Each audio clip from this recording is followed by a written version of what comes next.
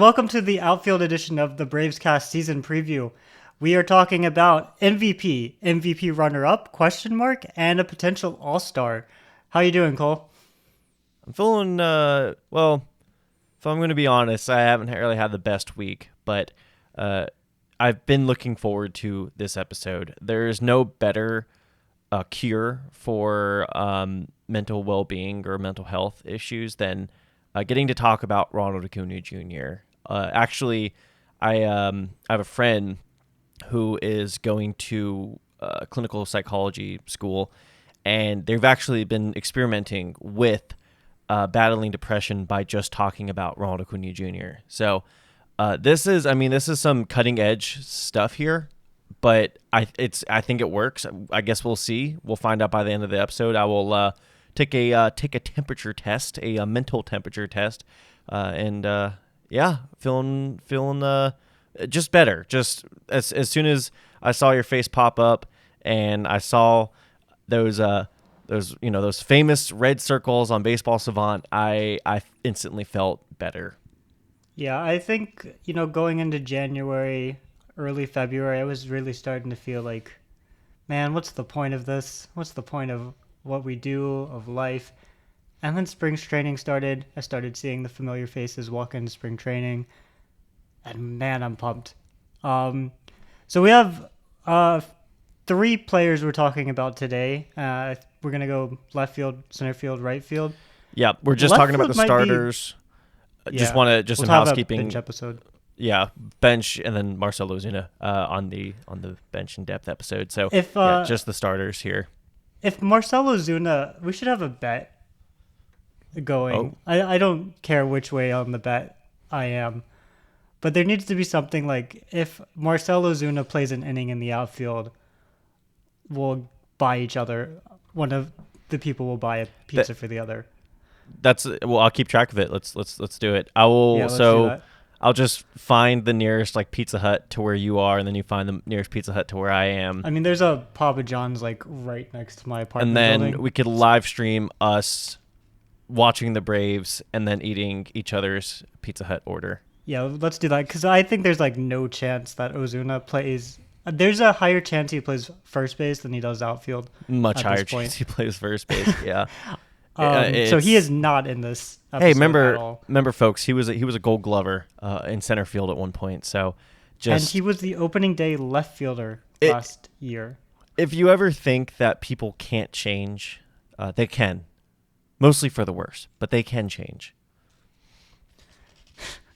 Anyway, so the three players we're talking about today are the projected starters. No Ozuna, no Forrest Wall talk today. We will talk about Forrest Wall. Yeah, we have a whole essay prepared for Forrest Wall. I heard Mitch actually has a poem. I think you had a poem last year for a player. It's in the works. No one has asked for a 4-hour BravesKast episode. But I'm at page 37 of that poem. It's beautiful. There's 300 set changes, and I mean we've been spending a lot of money on the Forrest Wall and us. I'm you down know what? 4K. You know what? We're doing this just so Forrest Wall will be up here on the podcast. So Forrest Wall, if you're listening to this, we love you, man. We hope you make the opening day roster. Honestly, looks like you are. And if you ever want to come on and just talk about how great it is being my second favorite Forrest, then you should come. Forrest, you're my favorite Forrest, so That's fair. That's totally fair. Just the I other feel one bad for Cole. But the other Forrest I happen to be in a band with, so I do have to get my allegiance is straight. So sorry, Forrest, you can't be Forrest my favorite. Wall, you could start a band with Cole, just called Forrest Wall. Yeah, I'm pretty good at what I do. If you know 3 chords on piano, we can work with that, Forrest. So just hit me up. Anyway, so let's start with Jarred Kelenic, our new left fielder. First off, how did we acquire him? That is a great question. If you did not pay attention to the offseason at all, you missed a lot and not much at all. Yeah. Kelenic was that one big grab So the Braves traded Cole Phillips, who got Tommy John. I don't know if saw that, Cole, but he is out again. So he got drafted in 2022, didn't play in 2022, didn't play in 2023, and will not play in 2024. They also traded Jackson Kowar, who was acquired for Kyle Wright like 2 weeks prior to that. And they got Jared Kelenic, who was a former top prospect in the Mariners organization. They got Evan White, who is a Gold Glove who has less than 100 career games. And The they got 2020 Marco season Gonzalez. doesn't exist. It's a weird. One of the strangest salary dumps we've ever seen. It was almost like the Dollar General version of a salary dump. Normally, when you think of these, you look back to the Mookie Betts to Dodgers trade, where essentially they shipped Mookie off to the Dodgers, but really the Red Sox were trying to get David Price's huge contract off the books. This was the Mariners trying to get just some inconvenient contracts off the books, and it cost them Jared Kelenic. Mariners fans, I found out, do not like Jared Kelenic, and I think a lot of it was a reaction to how he's interacted with Braves fans so far. I mean, early reports have been super positive within the clubhouse. He was a hit at the Braves Fan Fest, and I think it just rubbed Mariners fans the wrong way, just because, like you just said, Mitchell, first round pick. He was the number 4 overall prospect in 2021, and he's still only 24 years old. Yeah, I mean, he was supposed to be their J-Rod right before J-Rod became J-Rod. And Julio Rodriguez is Michael Harris, but a little bit better.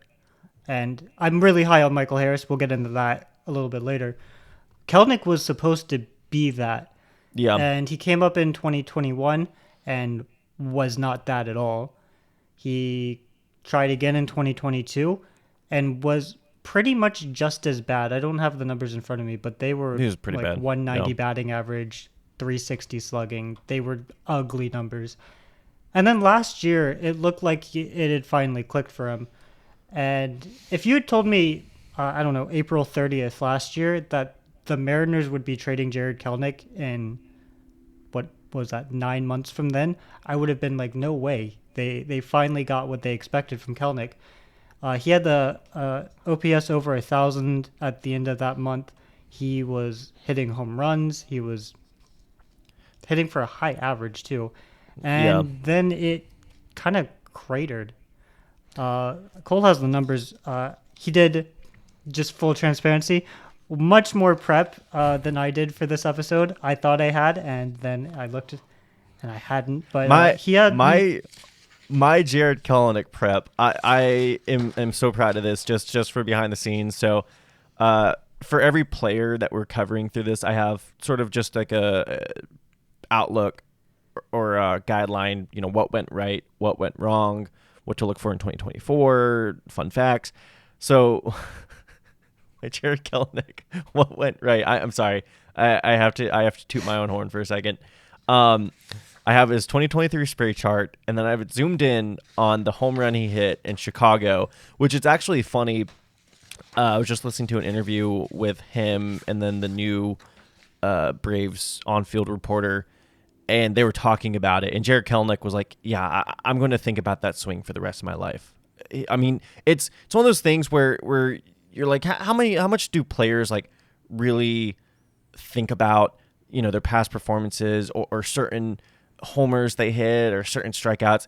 And you could tell that like that home run was a very special point in Kelenic's life. He's also from the Midwest too, so the fact that it happened in Chicago is probably special to him as well. And then I have his what went wrong, and I just included a picture of a water cooler. Mitchell, I'll make sure to put that in the edit. Do you care to explain the backstory of the water cooler? Yeah, so in June, I think it was July, June or July. End of July. He had 2 bad months in a row, and sometimes you walk down to the dugout and you get really mad and you just sit in anger, and you let it simmer in you, and then you go back and take your spot in right field or left field. Other times you kick a cooler and you break your toe and you miss 2 months. And unfortunately for Kelnick, that's what happened. So he, after Yeah, a bad game, or during his rough stretch, in July he kicked a cooler and he missed from July a 20 month and a half. something to September.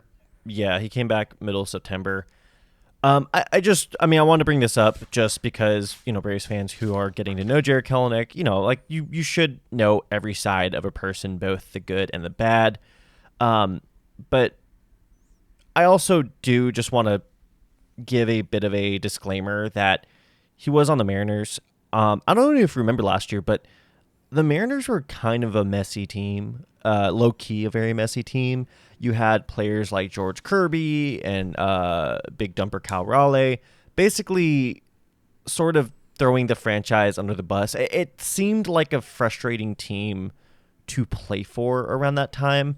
And I just don't want people hearing that story and thinking that Jared Kelenic is a loose cannon and that he's going to totally disrupt the clubhouse.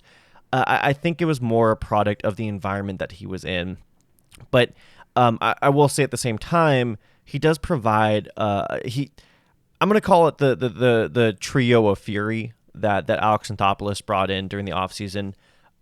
Him, Jared Kelenic, Chris Sale, and then Ken Giles are three players that I believe Alex brought in after seeing the Braves basically sit with their tail between their legs in the 2023 NLDS against the Phillies, and we're like, this needs to stop. We need to bring in some BAMFs.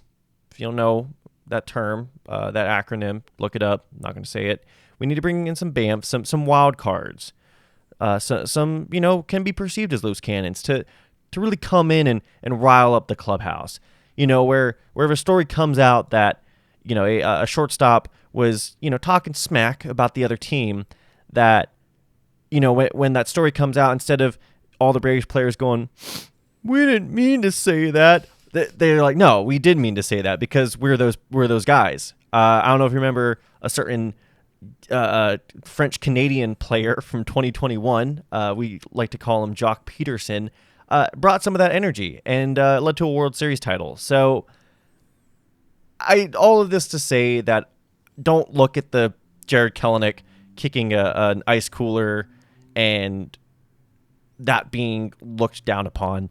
I would say we need that energy. We need that passion. We know we're the best team in the league, but we need people to remind us that we're the best team in the league. And I think Jared Kelenic is going to be that reminder throughout the season and, more importantly, into the playoffs. Yeah, I think also, I mean, I'm at the point where I know Alex Anthopoulos values clubhouse like dynamics more than the average GM, and he's not gonna go with those priorities. I've heard he's last season he was trying to acquire a player, or 2 seasons ago, and he went to a player in the clubhouse. We don't know who this player is, uh, but they said no. I think this would be a bad fit for the clubhouse, and so Alex Anthopoulos said, okay, you know, this is a position that we feel like we could include upgrade. We feel like this player is an upgrade, but I have someone who played with this person in the past, and they're saying absolutely not, and he didn't make the deal. So there's he does his research. I don't know off the top of my head if we have anyone who played with Kelnick in 21, 22, 23.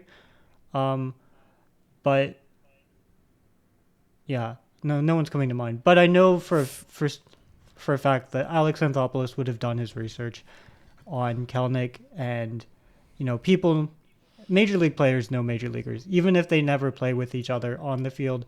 They've played with each other in other scenarios, and Yeah. Anthopoulos almost certainly went to people within the organization, did his research, and he's not the only cooler kicking, bench punching person on the team right now.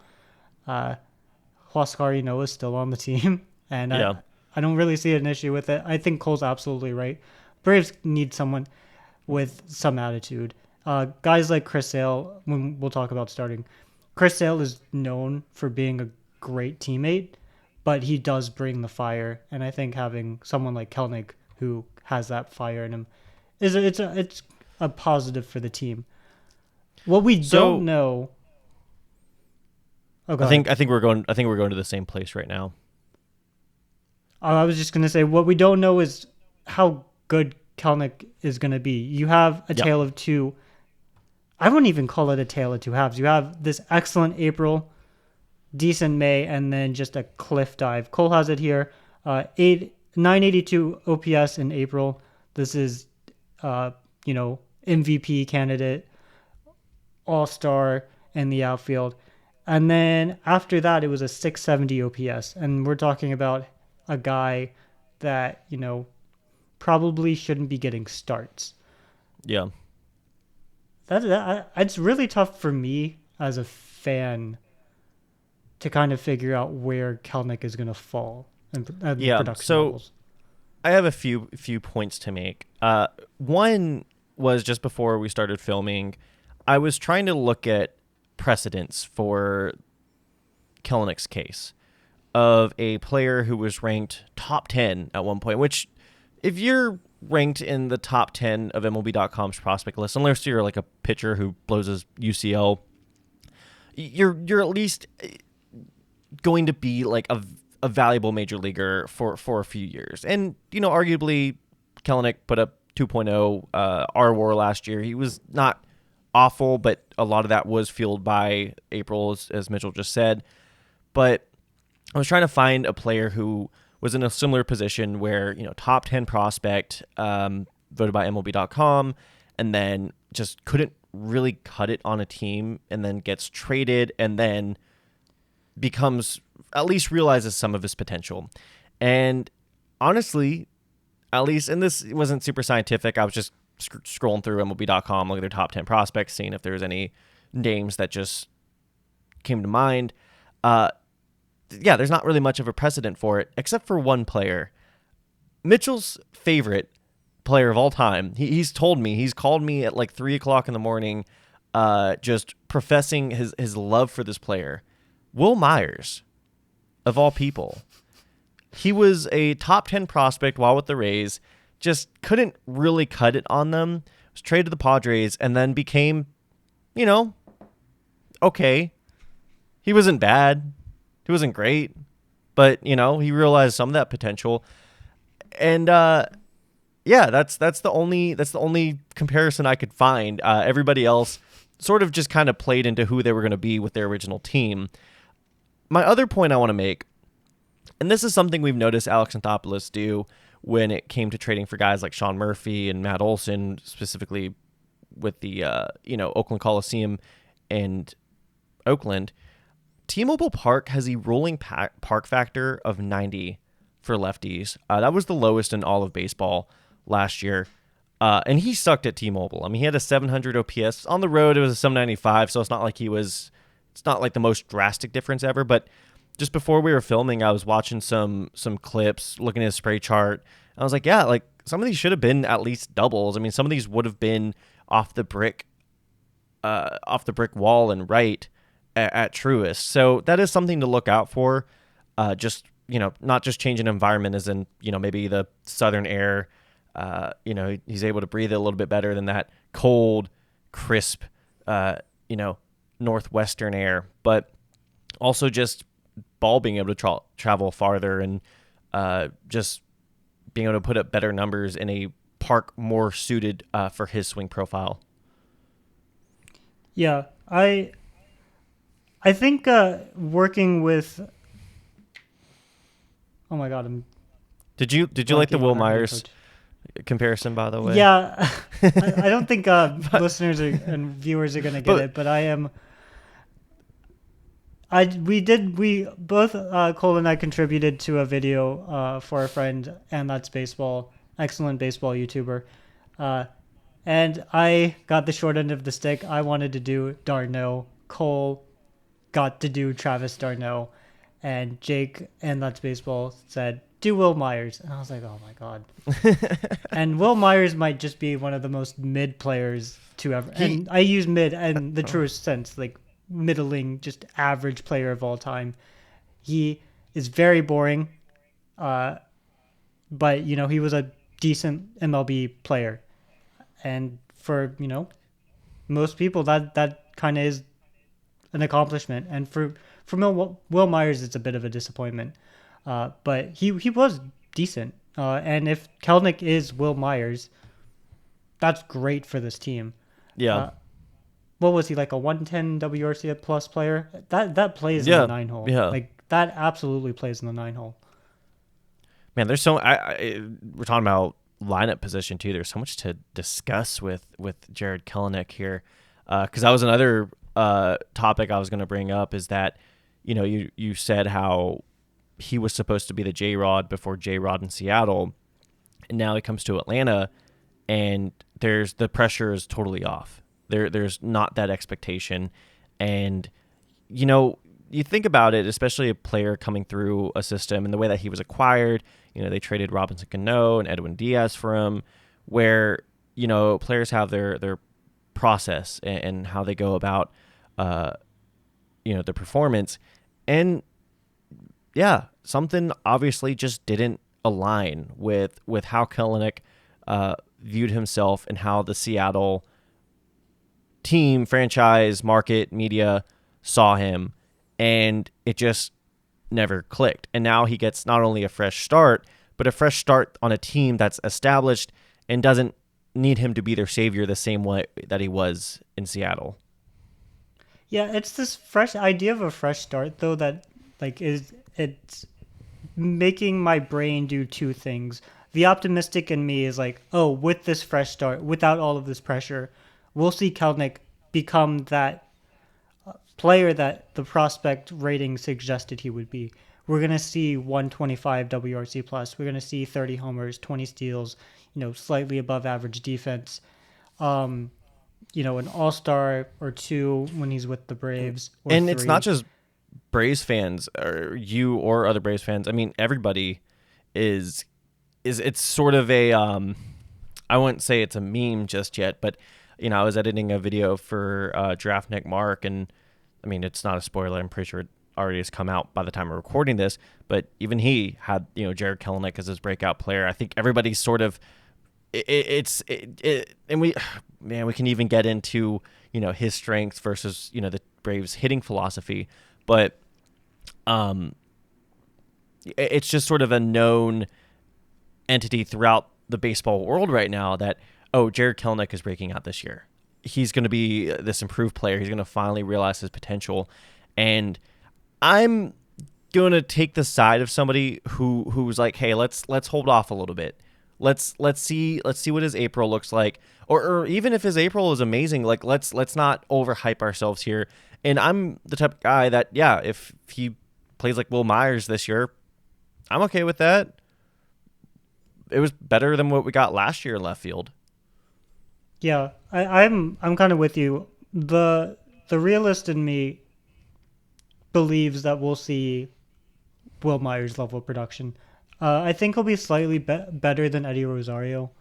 I think he might be more consistent. Eddie Rosario had the weirdest season last year. He had 3 just terrible months, god awful months, and then he had 2.5 months where he was, 2021 Eddie Rosario, and there was no in between. It was either you're getting the just most consistently Eddie Rosario, inconsistent player.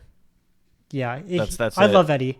He's on the wall of fame for the Braves just for 2021 alone. I'll always have a positive perception of Eddie just because, man, those 2021 highlights are so good. But he was a very inconsistent player. So at the very least, I think we'll get a guy who is. I think Eddie Rosario was a 1 WAR player last year. I think we'll get a 1.5 to 2 WAR player out of Kelnic. Oh, but there's a part of me that really thinks he can get a 4 WAR season. Okay. I'm setting a timer for 3 minutes. For 3 minutes, we're going to talk about Jared Kelenic as if he is almost a guarantee he's going to put up a 4 WAR season. Like we're so convinced. So 3 minutes, starting now. Okay. So the fact that we have Jared Kelenic, 4 WAR Jared Kelenic with an 850 OPS in the 9 spot. We're talking about one of the greatest offenses of all time. Easily. It's better than last year's by far. Yeah. Like think about the fact that people said, "Oh, our offense has no holes." We kind of did. In left field, we kind of did, like you just said with Eddie Rosario. But I mean, this is maybe going to be looked at as like one of the greatest lineups ever constructed. Up and down, I think you have maybe one player who won't hit 20 home runs in the lineup. That is You insane. have at least, spoiler, I'm going to say 4 players, 5, who could hit 40. Yeah, I mean, That's just stupid. Jared Kelenic is a 3-hitter, I would say, in half the league. If he was on 15 other teams, he's their 3-hitter. He's our 9-hitter.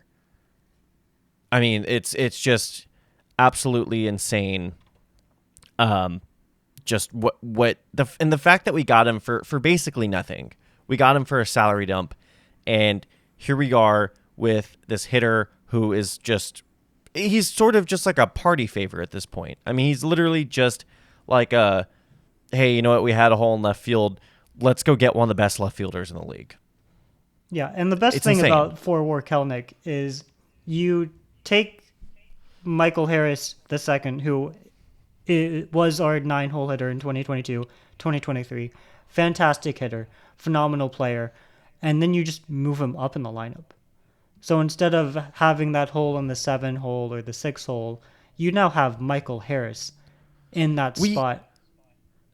we weirdly enough have 2 like top of the orders. We have 1 through 5, or I guess you could say 1 through 5, 1 through 4, and then 6 through 9, where we get to reset essentially. 1 through 5 comes, Ronald gets on base, gets driven in by either Ozzy, Matt, or Austin, and then rinse and repeat. Michael Harris comes up and then gets driven in by Murphy, Kelenic, or Arcia. It's just insane to think about how good this offense is.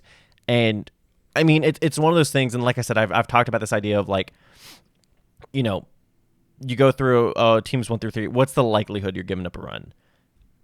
How many runs are you giving up each time through the order on average? I mean, it's insane to think about. All right. Last thoughts on Forward Kelenic.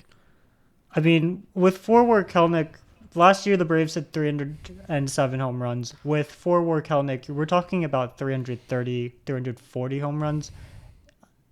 Like, as a realistic possibility with Forward Kelnick. Insane. Absolutely Insane. insane. Okay, so we are going to have to take a break and then come back to talk about Michael Harris and Ronald Acuña. We had a lot to say about Jared Kelenic. I He is feel the like most interesting player. he really in this is. bunch. And you know what? It's good that we've had so much to say about him, because last episode we were talking about, we know all these players. We're going to know them for a while.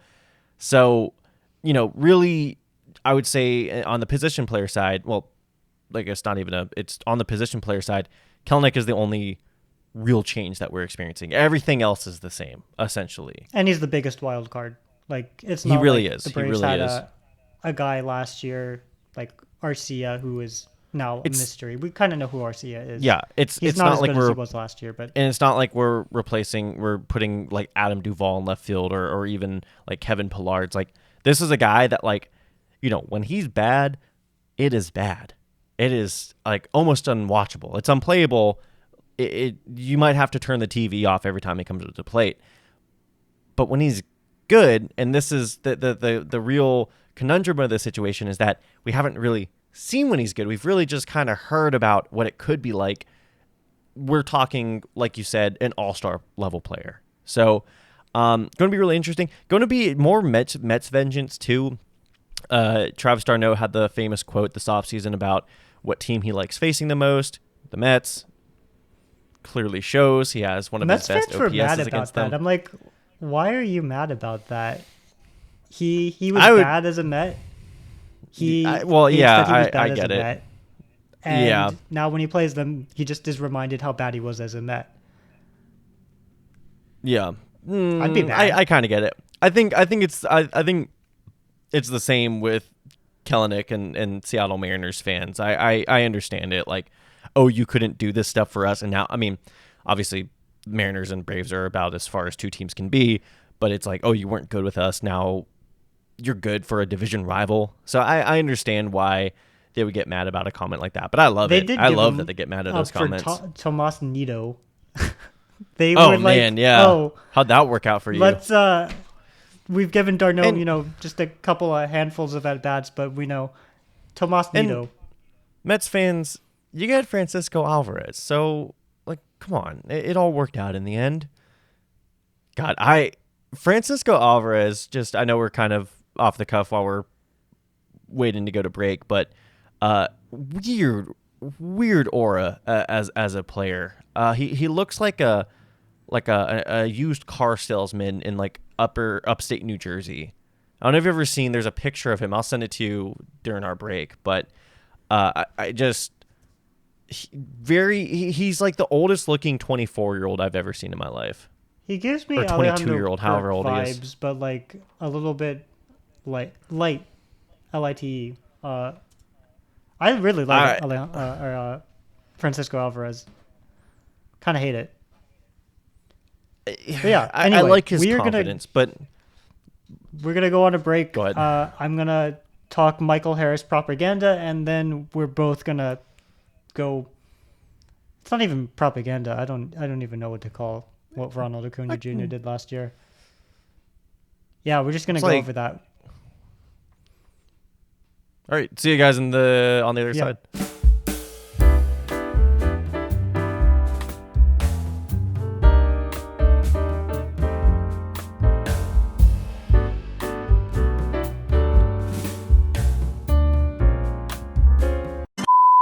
So, Cole, how do you feel about Michael Harris? Pretty good player. He's young. He's athletic. He's a great center fielder. Swings a really good bat. That's for sure. Where on the Braves, out of the 26 players on the team, where would you rank him? I would rank him below Olsen, Acuna, Strider, Fried, and Riley. So number 6. I think he might be number 2. Whoa! And I Say don't it ain't think so. I don't think I'm the only person to think that he might be the second best Brave. I think it really goes to how much you value Spencer Strider. I really like Spencer Strider. I really truly believe that there is a world in which we hop on this call in December and we're talking about how Ronald Acuña Jr. had, an excellent season, back-to-back MVPs, and then we go, man, can you believe that Michael Harris only got 25 of the 30 second place votes? And that's the conversation that we could have. And it's kind of crazy to talk about a guy who he's still not 23 at the time of the recording. I think he turns 23. He will turn 23 on March 7th. Yeah, So he'll he's turn actually 23. His birthday is 2 days after mine. Just doxing myself casually. Well, Cole is turning 47. Him and Mike Hessman have the same birthday. I don't know if you watched an earlier podcast. If you haven't, definitely should. Definitely should subscribe. We're trying to get to 500 before the season begins. And what would be a better 47th birthday present for Cole than 500 subscribers on BravesKast? Michael Harris, his WRC plus wasn't phenomenal. I was just looking at it and then it has gone out of my brain, but it was like 117. That's a good WRC plus. We're talking about if Jared Kelenic had that, would be like, yeah, that's pretty good. He was really bad April and May. Cole has the notes here. You want to talk about that a little? Yeah, so he did suffer a back injury really early in the season. It was the Braves' home opener, and he slid into second base. I was right there. I was looking right at him. I was in the outfield, and came up funny and missed the rest of April after that. Came back, and then he banged his knee against center field in Lone Depot. Not the worst thing that has happened in the Lone Depot outfield for a Braves player. So, could have been a lot worse. But he was, as some of the baseball people say dog water in May. April and May combined, and I'm just combining them because he didn't really play much in April. He had a 174 batting average, 260 OBP, 266 slugging. That makes for a 526 OPS. When we want to talk about unplayable, this is as unplayable as it gets. I mean, those are awful numbers. I didn't do too much of a deep dive.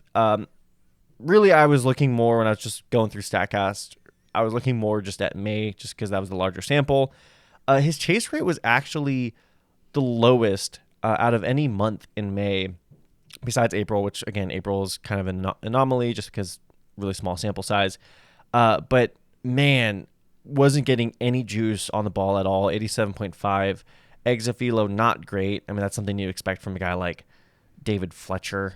I mean, that's a really, really bad exit velo. And we come to June, and he's heating up. He's actually getting really unlucky to start June. I don't have the numbers, but he was getting unlucky, and then just completely went off. Yeah.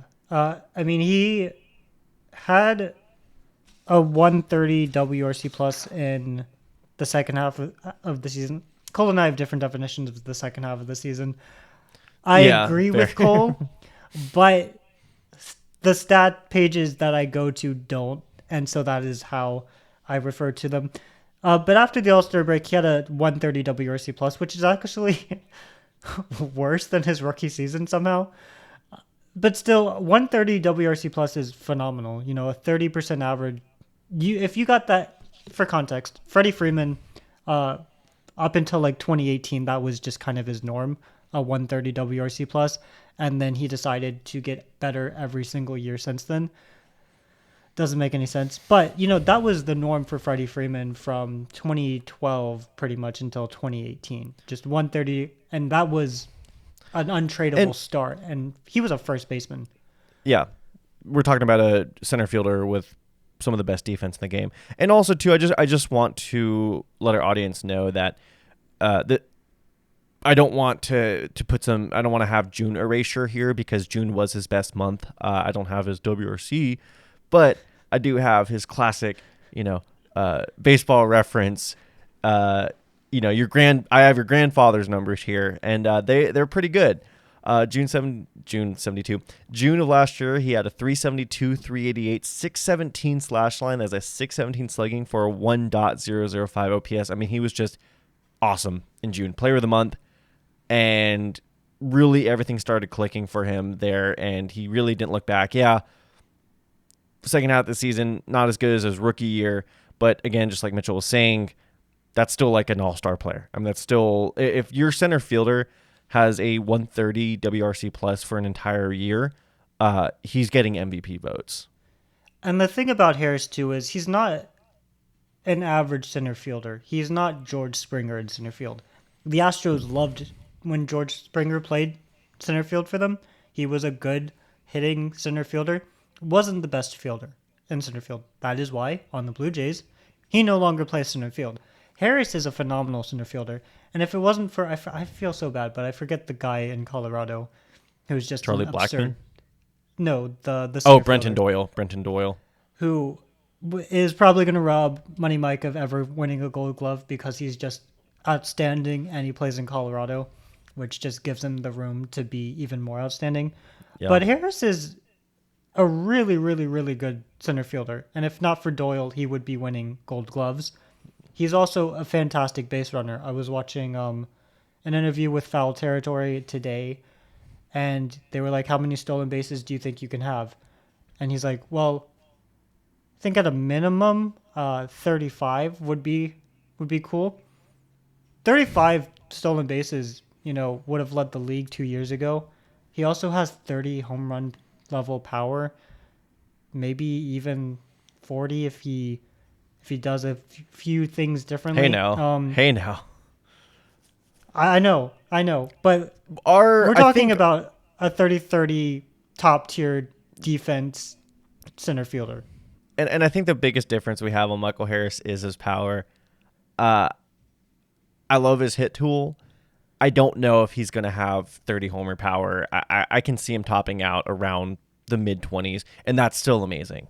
That's still, I mean, that's where they thought Andrew Jones was going to be. And hey, you know what? They were wrong. I might be wrong too, but I still like him. I mean, maybe I'm showing my true colors here because I also said the same thing about Ozzy Albies hitting left-handed. I love him as this guy that can pretty much reach anywhere in the zone, put the ball all over the field wherever he wants it, and you know what? If he hits 20 plus homers, that's a bonus, in my opinion, at least. But you're saying he has 40 I think power, he has 30. 40 homer. I think he's the 30-30 guy this season. Wow. There are a few things he needs to change. I believe that he will. He gives me Austin Riley vibes, where Austin Riley puts in the work. He's always working to get better, and even though maybe Austin Riley's top potential isn't a 170 WRC plus player, he's gotten to the point where he'll continuously be like a 140, 150 WRC plus kind of guy. Because he just puts in the work, he makes the adjustments. I think Michael Harris will make the adjustments. Yeah. Right now, the biggest concern is he chases too much. His contact Yeah. rate is really good, which is kind of hard to be like, hey, Michael, stop swinging. And he's like, but I'm hitting the ball. Yeah. We ran the numbers an episode or two ago where I anecdotally just said, oh, Michael Harris, it doesn't really matter if he's chasing a lot because he's just putting the ball in play and he's actually getting a lot of good contact out of it. I was speaking too soon. I was speaking out of turn there. He's pretty much, I mean, for a guy who chases much, and the numbers kind of back up that, yeah, he should probably stop chasing that much. What that does mean, though, is that on balls that are in the strike zone, he's mashing them. Yeah. Because his contact rate is high, his production on balls out of the zone is not, and he chases a bunch, which means a lot of his outs are coming on balls that are not in the zone. If he can just, I don't even need that chase rate to be in the 50th percentile. If he can just take it from the 6th percentile to the 35th or 40th, that's a huge jump in production because it means he's walking a little more. It's a 4.6 walk rate last season. He takes it to a 7% walk rate. It's not an average walk rate, but it's slightly better. And then he's swinging at balls that he does damage on. And I think that's a 140 WRC plus player easily. Great defense, great base running, and that I'm pretty sure is about a 7 WAR player, which is MVP level, top 5 MVP. Which is why I think he will be the Braves' second best player this season. I think he will make those adjustments this year. So I'm looking at this very, okay. So most of his outcomes last year, more so than anyone, was after an 0-1 count. And you think about that. Think about, a pitcher getting ahead 0-1 against him. It's considered a pitch. It's early, but it's still considered a pitcher's count. Most likely, they're going to give them a pitch, give a hitter a pitch like in the shadow zone, or trying to get them to chase because it's like, hey, if they don't, it's a 1-1 count. It's not like too much of a disadvantage. And those were most of his outcomes. He had more outcomes after 0-1 than after 2 strikes here, what I'm seeing. In those 0-1 counts, when he swings and puts the ball in play, he had a 706 OPS. So what Mitchell is saying here essentially is that, if on those, and this is just a small sample of a larger picture here, but if, let's say half of those where pitcher's given him something in the shadow zone or in the chase zone, and he doesn't swing, he lays it off, and it's 1-1, that puts him in so much more of an advantageous position where last year after a 1-1 count, he had an 809 OPS. Oh, I just realized. Oh, wait a minute. Never mind. After 0-1. It's not on an 0-1. It's after an 0-1. I mean, the point still stands. Foolish Never mind. Bailey, Never mind. Or Foolish Baseball Wait, did let a video me... recently where he talked about how the count is king. And it doesn't matter who you are. If the pitcher has a favorable count, you're less likely to have a successful outcome. There are So players who do his slightly better on pitchers counts, but a 3-0 count for or not Mike Napoli, Jan Gomes is a better outcome than an 0-2 count on Matt Olson. yeah. Like, Um, by the way, just as most common, I totally misread the split here. I swear to God, to our loyal audience, I thought it said 0-1 count at the top. It's 1-2 count was his most common outcome. 403 OPS. So again, I mean, this is just like very base data. I'm not looking at where he's swinging before that or not. But if he can work himself into more advantageous counts, where he's not chasing as much and he's making the pitcher throw more pitches and he's seeing more, because we know how much contact he makes. We know how much loud contact he makes. If he can just get to that next level, and that's what's great about both Michael Harris and Ronald Acuña Jr. We'll get to in a second, with like how good they already are. There are so many avenues for them to somehow get better, which is just crazy to think about. yeah, and we're nitpicking a guy who had 4 WAR last season and Yeah, a season where he had 2 bad months, and overall a 115 WRC plus is it's good. But if he can yeah. just make small adjustments, get slightly more pitchers count or hitters counts than pitchers counts, he does damage in those That scenarios. it's so fascinating to think about. Just this is a side here, compared to the infield, where I think with the infield, we pretty much saw something of a career year for everyone, maybe except for Austin Riley, arguably. And I think we saw those and we're like, okay, that is clearly the best year they're gonna have in their career. And that's not like trying to diss them or anything. They all had amazing seasons. With the Braves outfield, it's such a different story where, we look at Michael Harris, who again still had a really good season last year. I mean, if your center fielder is putting up the kind of numbers he did the last 2 years, really, like you have an all-star center fielder. Obviously, we'll get to Ron in a second, but the difference is there are obvious ways that they can be better. We look at Austin Riley, we're like, okay, that's probably where his power is going to top off. That's probably, we've seen him reach all of his perceived limits. Where with Michael Harris and Ronald Acuña Jr., we're like, no, there's more. Like, there's more that we can get from them, which is just crazy to think about. It is crazy to think. I think we'll cover it in just a minute with Acuna. I don't know if you meant it, but yeah, I think there is. I don't know how that's possible, but there is another step for Acuna. To finish out Michael Harris' thoughts, even if I'm wrong and he's not this MVP candidate, he's still a phenomenal player. He still should be an all-star if his first half goes right. If he had his second half in the first half, he would have been in Seattle last year, Yeah, without a yeah, question. yeah. And so, If his June happened in May, I mean, yeah, no, even if absolutely. yeah, So it's with insane. Harris, I am bullish on Michael Harris. I think these adjustments, chasing just a little less, getting slightly more favorable accounts, are very achievable. I'm not asking him to go Juan Soto level walk rates. I just want him to be, at a 7% walk rate instead of a 4.5. That it's not a high bar to reach, and if he can make Which you're those asking, changes, everything you're asking for is like so realistic, yeah, basically. And he doesn't have to become, like you just said, Juan Soto, like a superhero, to be able to achieve superhero level production, essentially. right. And MVP voters nowadays can look at a center fielder's production like Harris and see, 25, 30, 35 homers, 30 steals, 35 steals. He's probably gonna hit somewhere around 300.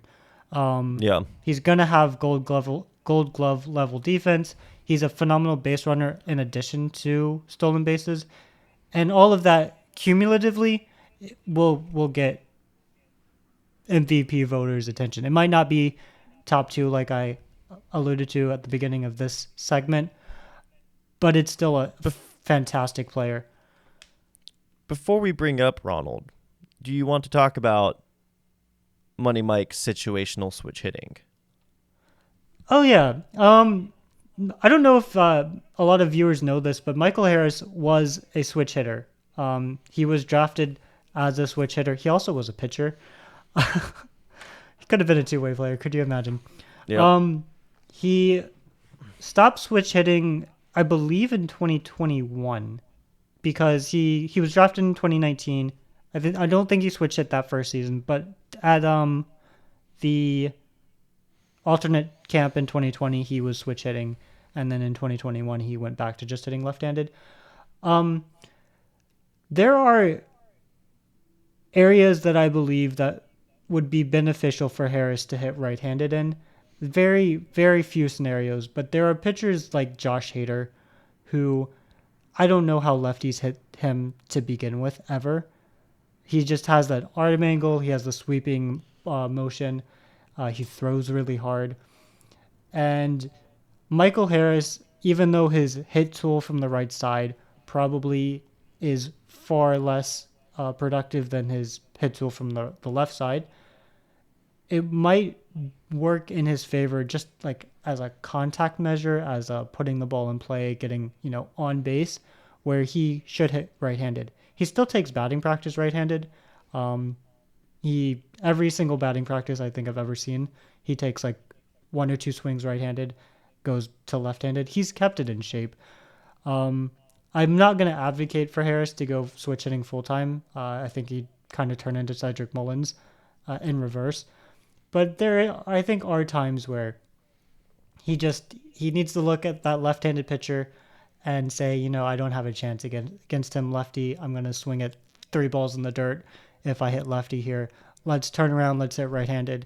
Let's see if I can, poke one through a hole. Or I've never really seen him hit game level, but I assume he could hit one over the wall right-handed if he had to. Yeah, I think with situational split hitting, switch hitting, um, I'm definitely very intrigued by it as just like an evolution of the game. It's I think the last time we saw a major progress with, you know, player ability was obviously Shohei Ohtani and two-way players, which, he's kind of both led the pack and is the only member of the pack. But it would be interesting to see a guy like Harris, game on the line. We're facing the Astros, and Josh Hader's up, and he's their closer anyway, but he's scheduled to face Harris, and Harris just comes out right-handed, or they bring in. I know loogies are, and maybe it's a little less prevalent now, but they bring in a loogie, somebody like Tim Hill, who, hey, what? He has a job on the White Sox, Or guys. Philly's example, Jose Alvarado. Like, I don't get Jose how lefties hit Alvarado, him at all. Now that he doesn't just walk people.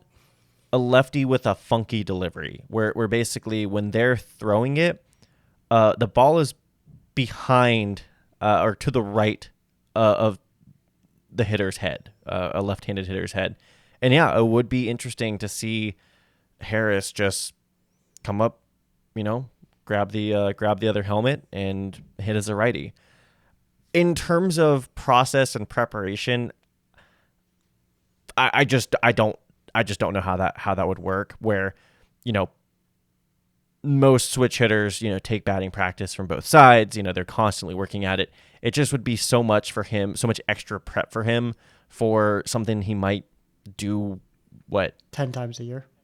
Yeah, 10 times a year. So that's my only. As a fan, I love it. I love the idea as a fan, but just in practicality, unfortunately, it does seem a lot of a lot of squeeze for a little juice, or whatever the phrase is. I think I just said that Yeah, backwards. my thought process on that is Michael Harris already takes batting practice left or right-handed. Yeah. He's kept that swing in rhythm, and it's more like his worst side is still better than his best side, just making contact against a certain type of pitcher.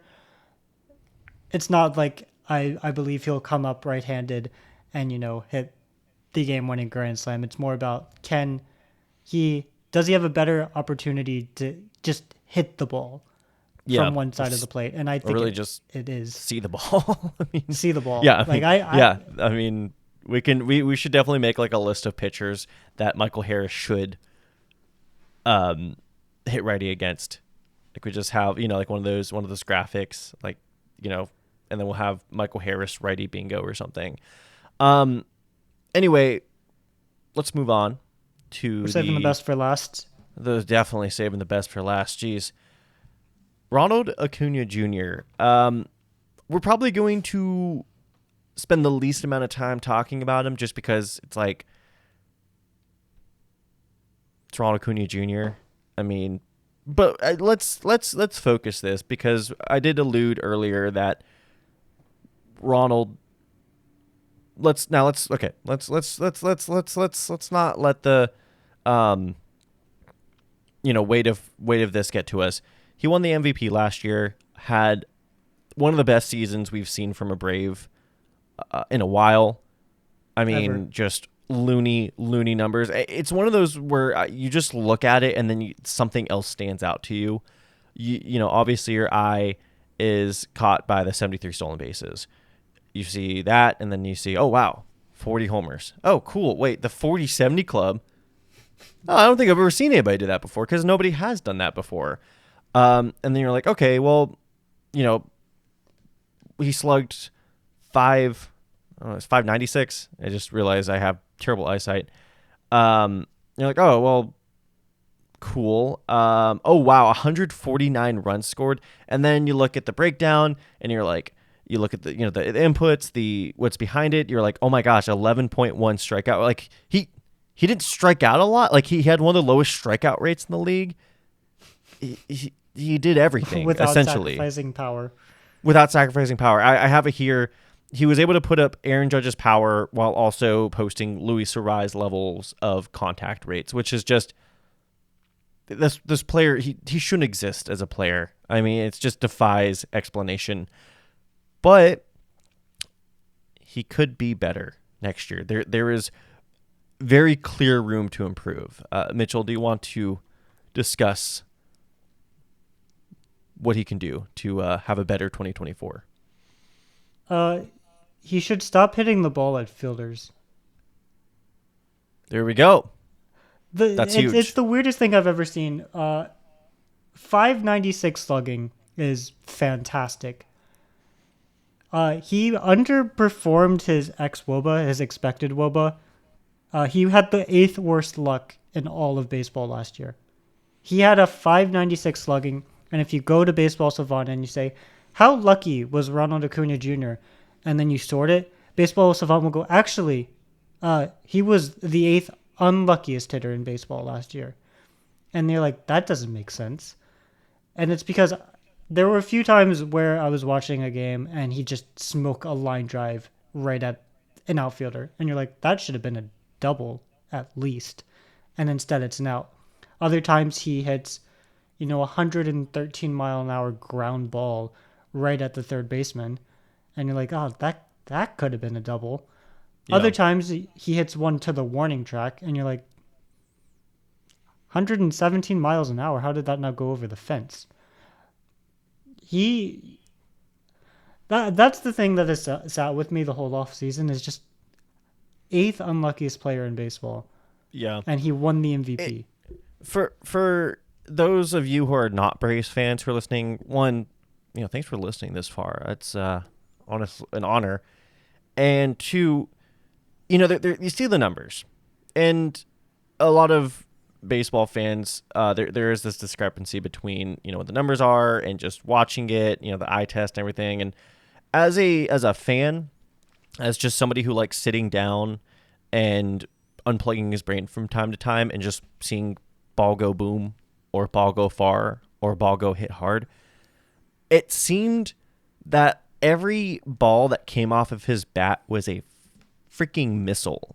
Was like I don't like it. Just whenever I think back to his season last year, all I can think about is just a rocket or a missile or something that honestly should have been banned by the Geneva Convention, because he almost had a 95 mile per hour exit average exit velo, which to me, I'm trying to, as more casual fans get accustomed to StatCast and sort of the underlying numbers of what make our favorite players so good, I'm trying to kind of like set out to give new benchmarks, sort of the way that we celebrate a 30 homer season or a 50 homer season or a 200 hit season.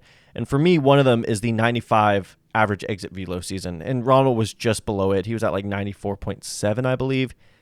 That is insane. Basically, 95 miles per hour is considered a hard hit ball. If you hit a ball 95 plus, it's considered a hard hit. It has like a 50% chance of being a hit. And, you know, I would say like 90% of homers would fall under that category. He almost averaged that on every ball that went into play, while also striking out at a rate that would like make Tony Gwynn blush. So just absolutely buffoonery here. So yeah, basically Mitchell was right. If those hard hit balls that went like 110 miles per hour to a fielder, if they were hit just like, 2 feet to the right, that's a hit. It could be a double. It could be the difference between an out and a double, an out and a triple even. So absolute buffoonery there. But there was also another. All right, we got 10 minutes left. We got this. We got this. Another avenue where Ronald could improve, and that was his defense. I don't believe his defense was as bad as every metric says. There are a few. If you go into StatCast and you like look at expected out 199, 95%, and you click into them, 4 of them are just losing the ball in the sunlight, which I sure should have been caught metric wise, but I don't know if you can tell me that Kevin Kiermaier in right field at that time would have caught the ball too. And Kevin Kiermaier is a really, really good defender. So I don't believe he was the worst defender in terms of outs above average kind of thing. Or not the worst, but up there. One of the worst. Yeah, another thing too is that I was looking at his first step numbers from last year and then 2022. And 2022 is like really bad. Last year it was still bad, but a little bit better. It's one of those scenarios where I still think he's just, after 2021, after the injury, he's still sort of getting a sense for how his knee feels. And also, this is going to date this episode instantly, but there was some news today that he was taken out as a precaution because he had a sore knee, the same one that had the torn ACL. I'm not really too worried about it, but it is something just to keep an eye on, I guess. I literally think he just told Brian Snitker, like, hey, my knee is just kind of feeling sore. And they're like, oh my God, yeah, sit down. You're not playing today. But I still think last year in 2022, he's just getting used to his rebuilt knee, and he has to rethink the way that he plays right field, and it's just going to get better and better each year. I'm not going to argue that I think the metrics are completely wrong. I don't think Acuña is an above average fielder. I think he might be slightly below average. The metrics here have him as a 26th percentile fielder. I think he might be more like a 45th percentile fielder. And totally I agree with you, Cole. I think there are, and I don't blame him. I'd be way worse. If I injured my knee in that way, if I was going back on a ball to the wall and I leapt and suddenly I'm basically rehabbing an injured knee for a year and a half, I'd be very cautious about the way too. He lost a lot of playing time. What was that? 70, 80 games he lost because of a knee injury, maybe even more. I mean, it robbed him. I mean, obviously butterfly effect, but I mean, it robbed him being on the field during the World Series. I'd rather have a healthy Acuña that is a middling fielder than a hurt Acuña. So it's kind of I'm at a point right now where I see comments about his fielding as more of a nitpick than a real detriment, especially, and I know, the way we evaluate these kind of things, it's not really going to account for it, but if he has Michael Harris covering his right, then I'm not too worried about his range not being the greatest. You know what? He still has a cannon of an arm. He's the enforcer out there. I mean, again, a lot of those metrics, DRS and anything accounting for his arm, only see the plays that he makes, but they don't see the plays that he doesn't need to make because runners don't mess with him. I mean, his arm was so good last year, we joked about this, that it literally destroyed the Cardinals season. I don't know if you remember, at the beginning of last year, he threw out Tyler O'Neill in the second series of the season and created a whole fuss with Ollie Marmol and Tyler O'Neill about how he didn't hustle enough, and pretty much just destroyed the Cardinals' vibes that year, and they ended up losing the most amount of games since like 1990.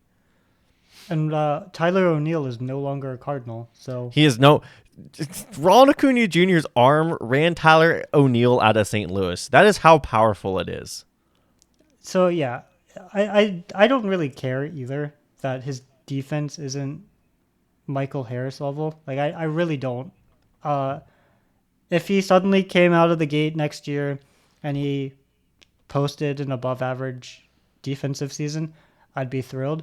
I don't expect it, and I don't think the Braves need it either. No, his arm is fully sufficient enough to be decent defensively, and he puts up so much offensive value. Cole and I last year had a hard time talking about Acuna during the season whenever we'd hop out on a pod, because he was so consistent throughout the entire year. There was never a slump. He just was really good. And so at the end of every podcast last year, Cole and I would just be like, oh yeah, Ronald Acuña, he had 2 home runs, he stole 4 bases. He's still hitting 300, and he is probably going to win MVP. And it's just like, he didn't have the super high peaks. Well, sides. Well, I would agree with you, but then his September happened. And, the series against the Dodgers, and then he somehow, it was funny because that was a running gag between us, and then he somehow found another gear in September. I actually have August to the end of the season, but 636 slugging, 10.1 K percentage, pretty much secured his MVP award. I mean, it was a debate at the beginning of September, and then by the end of September, it's like, no, like Acuna just ran away with this. So that's another positive sign because, really the beginning of the season, I was like, oh, he's hitting the ball on the ground a lot, but he's hitting it like as hard as ever. He's kind of like, and he's stealing a lot of bases. He's kind of like Ricky Henderson with some power. And then he basically became Nelson Cruz with speed. Yeah, and he contact did figure out how to lift the ball, which was phenomenal. It meant that Eric Cole, one of the staff writers at Fansided who does writing for House of Think Built, has to get a tattoo. Fantastic. I was in the stands for his 40th home run, and I was with 2 people who don't watch baseball, and it went whack, and then all of a sudden everybody's cheering because the whole section that we were in were Braves fans, and the 2 people I was with went, what just happened? I was like, he hit his 40th home run because he went out of the park in like 2 seconds. Yeah, missile. I mean, and that's the thing. I mean, if we get that Acuna, and again, this is dreaming here. This is I could put the 3 minutes on, even though we only have 2.5 of daydreaming. But if we get September Acuna for the whole year, I mean, we're looking at a 50-50 player. Yeah, 50-50. We're talking about Aaron Judge level of production. 2022 Aaron Judge had a 211 WRC plus, 11 WAR. I think Acuna would be more in like the 9 to 10 just because Judge is a really good defender somehow. Yeah. But yeah, I mean, the ceiling was not last year for Ronald. I don't know how I can actually say that and that to be true, but it's not. It really wasn't. Yeah. That's just what's so beautiful about this is, like I talked about with the infield. it seems like everybody, we kind of saw the best of them at some point, either last year or year before, mostly last year. But with Ronald, it's like, okay, we saw his career season so far, but well, if he cuts down on the caught stealing, if he's a little smarter about the bases that he steals, also, his defense, it's still not great, but it's improving. He's getting better. Also, he was unlucky too. There's just so many areas where you can pick and choose and be like, oh no, like he could have been a lot better than he actually was last year, which is insane because he won the MVP last year. I think he wins the MVP again this year. I think he wins it with flying colors. I mean, I think, and I just want to say this too. We have a minute left. Last year, some people were down on Acuña because it was 2022, and we were both super high on him. We were like, no, guys, like he is going to go off this year, and he did. Just want to give us a quick pat on the back because we were definitely validated with our beliefs. And just to wrap it up, I agree. 50-50 season, absolutely in the cards. We will have an episode on the bench, starting pitching, relieving. We'll do another episode right before the season starts. Make sure you're subscribed to BravesKast. And if you have Braves fans who just really need another podcast in their life, recommend this one. We'll see you next time. See you next time, everyone.